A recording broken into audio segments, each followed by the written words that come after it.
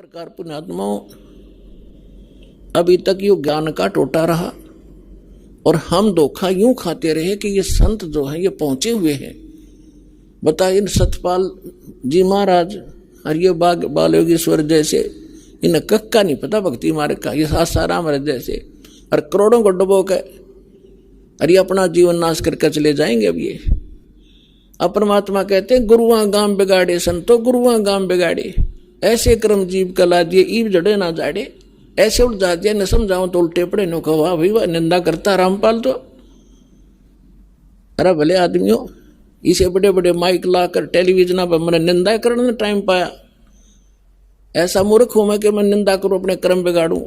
परमात्मा कहते हैं तिनका कबू ना नींद दिए जो पाया तले हो और कभी उड़ आखन पड़े पीर घड़ेरी हो। हम तो तिनके की निंदा नहीं कर सकते, इतना पाप लगे हमारे को।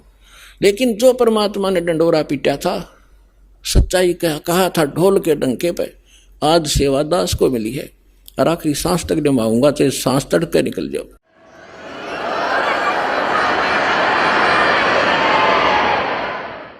अब इसको कोई निंदा समझता है तो उसने भांग पी रखी है या कति अनजान आदमी है।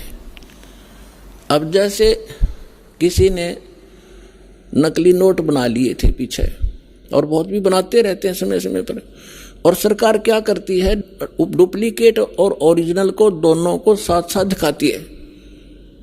टीवी के माध्यम से, समाचार पत्रों के माध्यम से दोनों के फोटो दिखाए जाते हैं और बताया जाता है कि नकली ये है, ओरिजिनल में ये गुण है, इनमें ये भिन्नता है।